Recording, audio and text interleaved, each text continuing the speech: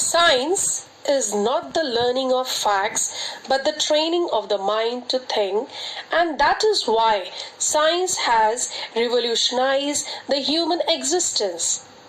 Much of the progress that mankind has made in different fields, right from the Stone Age to the modern age, is due to the progress made in the field of science. Hence, it is blessing to mankind. So, my dear children, you all must be thinking that's why ma'am is teaching us science, isn't it? Yes, I am teaching science so that you will get the information about the world you live in. It solves mysteries and helps to find answers to the question. Questions, questions, questions. Science answers to the question how anything has happened and why. Have you ever seen science? Yes or no? Science is everywhere and it affects our lives every day in all sort of different ways. To understand science, just look around yourselves. You are writing, you are walking, you are talking. You can see the plants growing, you can see the baby crying, you can see the blue sky and how the birds flying so high. Many more things to study in science, which helps to satisfy the natural curiosity with which we are all born. And the person who removes our doubts, inquires, investigates, gathers information by conducting experiments to eliminate the state of curiosity, seeking to resolve mysteries. And that person is scientist. Am I scientist? No, just by teaching science subject, a person cannot become a scientist, right? So we can summarize it as what scientists do. Firstly, forms hypothesis. Then conduct experiments. Then records observation. And finally makes a conclusion. Now let's talk about the contribution made by Indian scientists as discussed in your book. Dr. C.N.R. Rao is an Indian chemist who worked mainly in solid state and structural chemistry. Next, Dr. Venkatraman Ramakrishnan studied the structure and function of ribosomes, which helps in protein synthesis. Children, you will study about ribosomes in the cell.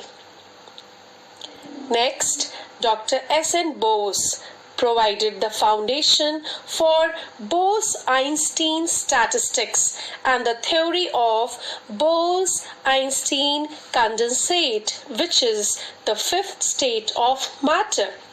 I'm sure after knowing about the remarkable contribution in the field of science, some of you must have decided to choose scientist as your aim. We all know the two main branches of science, that is life science and physical science.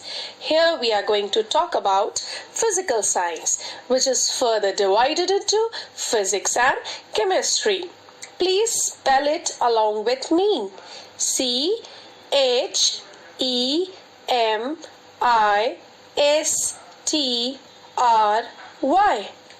Okay, so how you are going to pronounce it as chemistry and not chemistry, right?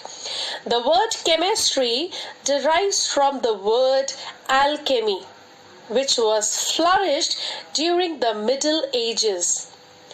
Alchemy is an ancient practice to study and transform, means to change the base metals such as lead or copper into silver or gold. And the person involved in this type of job is known as alchemist. In other words, a person who involves in transmutation of non-metals into gold is known as alchemist. Now coming to the meaning of the term chemistry. Chemistry is the study of the composition, structure, properties and interaction of various forms of matter. Right? Organic chemistry? Oh my God! Inorganic chemistry and physical chemistry? What are these? These are three main branches of chemistry.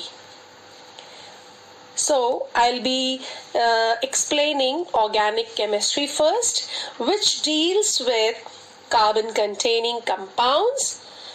Then, inorganic chemistry, which deals with non-organic compound made up which organic fragments, and physical chemistry deals with the study of properties and changes of matter in relation to energy.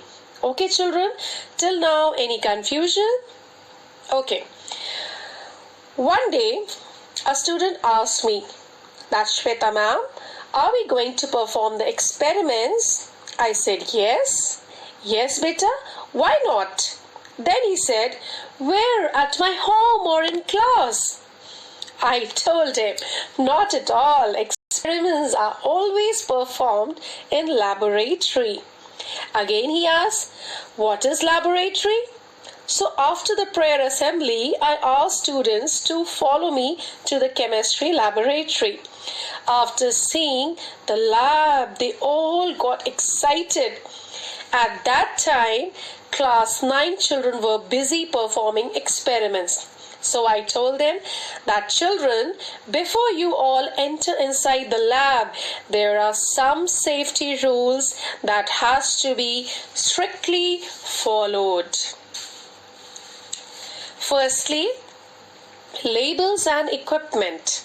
Instructions must be read carefully before use. Follow the directions given by your teacher. Secondly, wear a lab coat to protect your clothing. It is advisable to wear safety goggles.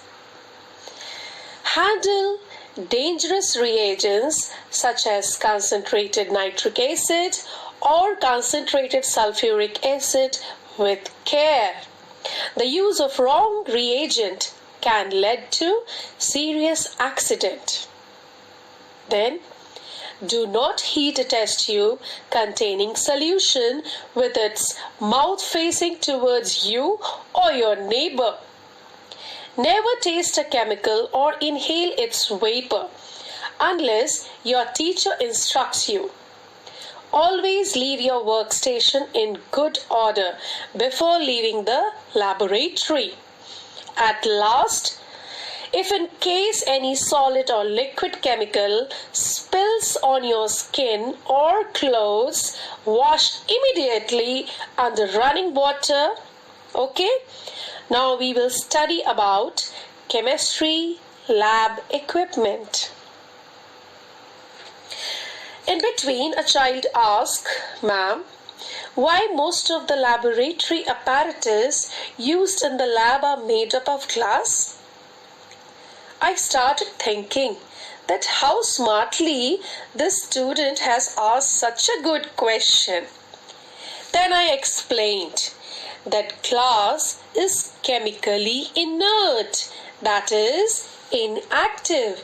So, after pouring concentrated acid, corrosion does not take place. Then, it can withstand high temperature. Due to this reason, special types of Pyrex glass is used for making these glass apparatus. And since the glass is transparent, so change in color can be easily seen, right? As you can see different type of flask in the picture, in this common feature is that they are used for mixing and stirring liquids. But only round bottom flask is used for heating or boiling solution. Next comes beaker. It is also used for mixing and heating liquids. Then funnel, which is used for pouring liquid and also used during filtration. Okay? Different volume of measuring cylinders are shown, which is used to measure volume of liquids. Right? I hope you are getting. Wooden test tube stand is used for keeping test tube. Test tubes are used for carrying out chemical tests and for heating substances. Test tube holder helps to hold the test tube firmly while performing experiments. Now this small white evaporating dish, also known as China dish, is used for heating substances. Bunsen burner. Okay, it is used for heating. Then tripod stand, which supports the glass apparatus, and the most important is wire gauze, which helps in heating glass apparatus evenly, therefore reducing the chance of breakage. Chemistry is of such vital importance that there is practically no human activity that is directly or indirectly not dependent on it. So, practical use of chemistry is endless in different fields. Let's see applications of chemistry.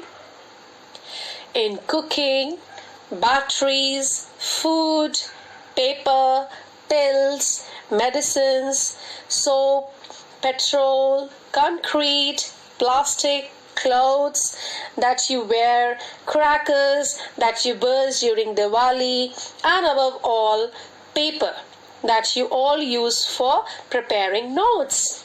Right? So it has impact on both small and large scale. In agriculture, fertilizers are used to increase the production of crops, and pesticides or insecticides are used to kill pest and insect because that affect the rate of production. Food additives are chemicals added in food to improve shelf life, appearance, and flavor. Now some preservative like sodium benzoate and sodium metabisulfate are used for preservation of food. Chemistry in medicines are used in prevention and treatment of diseases. Even scientists are working on vaccines for eradication of COVID-19, the pandemic which has affected all over the world. Oh my God, the cosmetics that your mother used for beautifying their appearance is nothing else but chemicals. So, I think it should be used in limitation, right? Now coming on to alloys, which is a homogeneous mixture of two different metals or a non-metals, which are used in form of stainless steel, brass, bronze, etc. A variety of products obtained from petroleum are called petrochemicals, which include petrol, diesel, kerosene, lubricating oil, etc. Textiles, fibers, whether natural or synthetic, through various chemical process produce large variety of fabrics. Wow, it is bright and colorful. Above all, the most important in the electronic industry for the manufacture of electric circuits like television, computer chips, solar electric cells, etc. In the end, we can say that chemistry is all around us. So, we should appreciate the work of scientists who observed those things and brought to us. According to me, whoever is watching this video is a scientist. In fact, every child is a scientist because they are born with the inquisitive minds and are curious to know about each and everything happening in their lives. That's all you need to know about this topic. Introduction to chemistry. Now a short inspirational message for you, my dear children. Dreams are not those which come while we are sleeping, but dreams are those when you don't sleep before fulfilling them. All the best. Keep in touch via cell phones. Stay home, stay safe, stay blessed. Thank you.